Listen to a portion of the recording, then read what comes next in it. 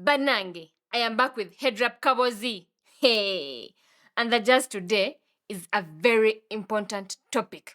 So important that without it, nothing happens in Parliament. Actually, it is the reason why ministers wake up very early in the morning and go to work. Now remember, when I was starting this blog, I told you that I'll be sharing Bueno. And here I am sharing. So, just take a guess. What do you think it is? Yeah? Any lucky guess? Anything? Nothing? Okay, fine. Let me tell you. It is chicken.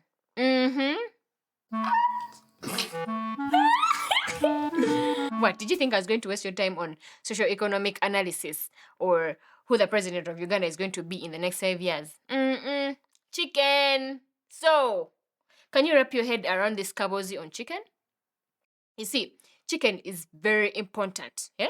That without it, Uganda wouldn't be where it is right now. It is the cornerstone of this country. Actually, I think the tourism board should just change their slogan from Uganda Zabu to Uganda Nkoko. But before you go into all of that, let me first thank my sponsor. He gives me money to buy chicken every Monday. Dilstories Film Studio. If you have anything to shoot, say a podcast or a documentary or a short film, or you're a film producer and you're looking for a location, look no further. Just come here, talk to these guys very well, tell them what you want, they'll put it up for you. Even if it's a hospital or it's a house, living room, kitchen, bathroom, bar, restaurant, jail, anything. And they do it at very good prices. In Parliament, when people are fighting, isn't because of budgets, politics, it's nothing. It's because of chicken. You see, those guys get free lunch.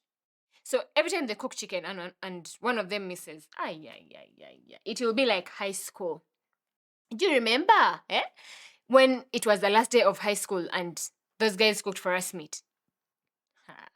I might be alone in this memory because I know most of you went to international schools. Anyway, for some of us who went to Kasokoso Secondary School, you would eat posho and beans every day, until your mind, your brain, your everything is filled with posho and beans to the point that even if they brought exams, you'd fail instantly.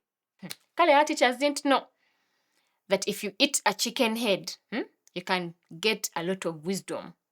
Actually, I think they should take chicken heads to schools in villages so that those people can pass. And by the way, all those hens they slaughter at Cafe Java's, the heads, where do they put the heads? Do they keep them? Do they throw them away? What happens?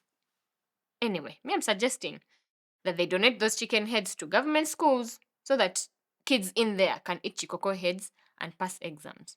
Now, to start the Kaboozi properly, my father told me that back then in ancient years, a long, long time ago, olden days, I think it was 2010, girls were referred to as birds. Birds. You can imagine, boo. I want to cook another bird. If you're a girl in Gayaza, they will even call you Gayaza Bird School. Can you imagine? People are not serious. Actually, up to now, people still call girls chicks. Can you imagine? But that is my chick. Look at that chick. How? Why would you call your girlfriend a chick? Why would you call your girlfriend a baby hen? I mean, call her a flower. You see, a flower is very beautiful and romantic, but a chick, my God, those things are ugly. Anyway, that's what they used to call girls those days. And I think it's because whenever boys wanted to date girls, they'll just say, come, let me take you to eat chicken. Actually, at some point, girls were referred to as chips and chicken girls. And that's because every time they wanted a man, they would just kwemola and say, Sinalia. By the way, just so you know, Sinalia is what they used to call slay queens in the 1990s. And then they became the 2000s and now they are slay queens. But guys, if you want to know that a girl can lie to you and not love you, just take them to eat chips and chicken. They will come and eat your money properly. I see you thinking you'll take us for pizza instead. Don't even think about it. That's even worse.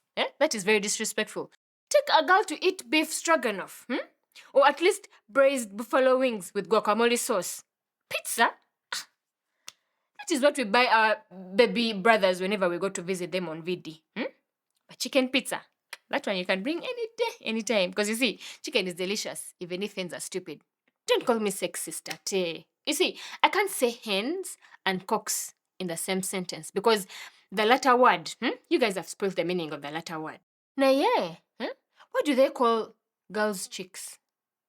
Is it because the opposite of chicks is, and therefore it is okay for you to say hen, but you can't say a male chicken? It's actually more like cow dung and bullshit. You see, they both have the same meaning, but when you say bullshit, you're swearing. And cow dung, you're not. Misogyny, patriarchy, sexism. English is a male language and it is stupid like chicken. A chicken is the only animal that lives with people that can eat it, but still wakes them up early, very early in the morning. Can you imagine? What kind of stupidity is that? Imagine you are living with lions. Wouldn't you rather let them sleep so that you can plan your escape in peace?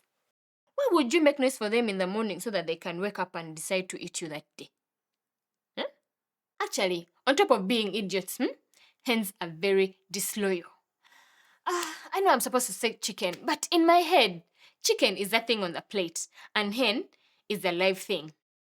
And in Uganda, whether male or female, it doesn't matter, it's all hen. A hen will look at its body in a cage and walk away very smoothly. It won't even stop to look up and say, "Wara." If they find a fellow chicken being tied up, it won't even say sorry or anything. It will just move on, pecking the ground, looking for worms.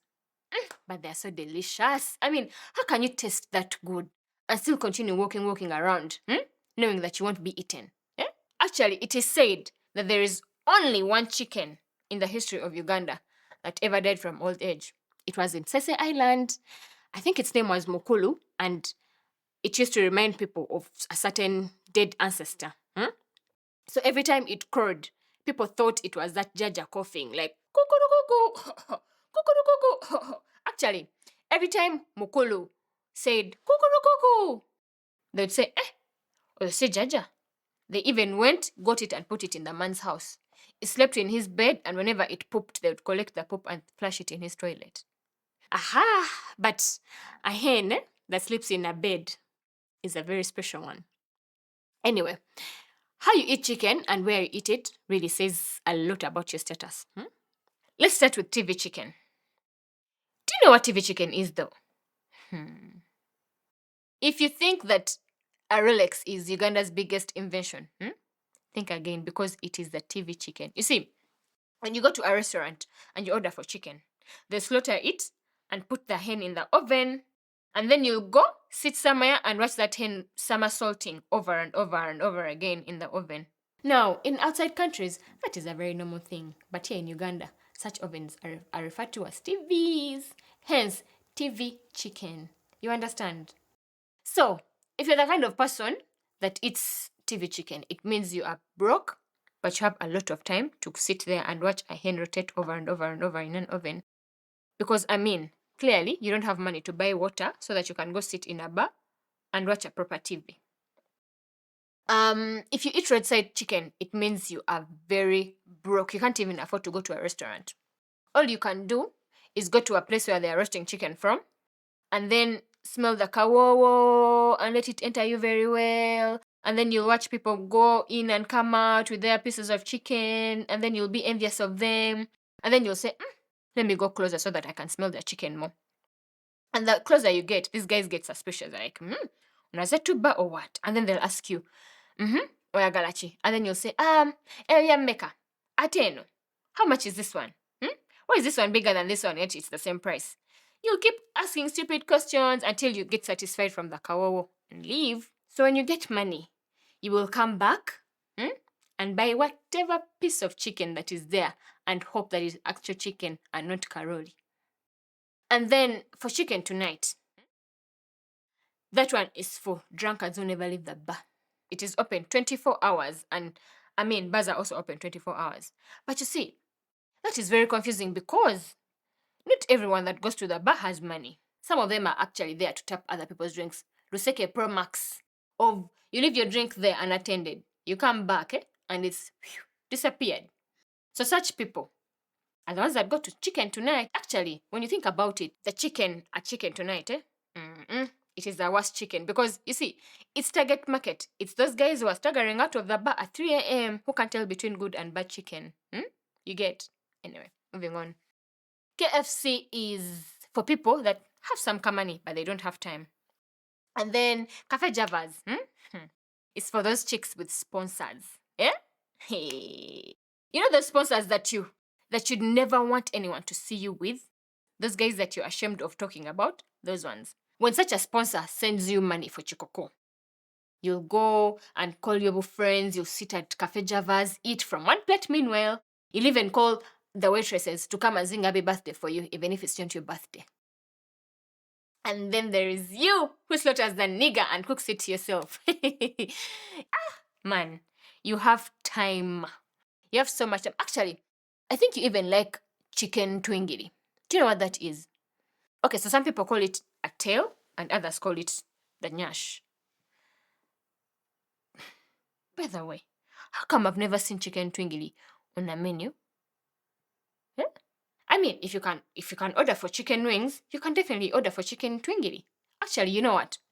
I want a whole plate of chicken nyash. Only 10 of them on one plate and with fries. No chips, just fries. Talking about chicken has made me so hungry. So let me wrap this up by giving you a brief history on the bird. Are you ready for the history lesson? Cool. The first chicken was domesticated in 345 AD in a place that is now known as Nyagatare. Historians agree that this place was the center for development of the ancient Kitara civilization. Now, there was a man called Abagu. Abagu was drying his groundnuts on the floor there at his home in his compound.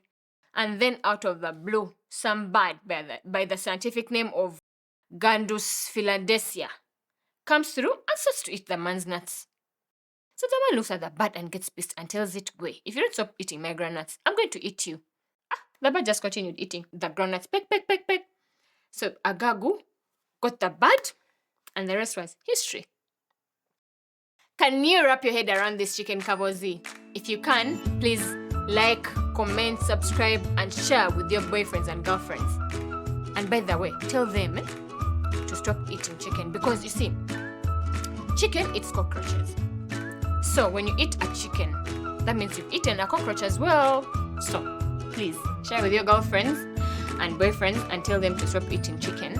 And tell them to also share with their families and friends. And let's start a movement to stop eating chicken. Until next time, bye-bye.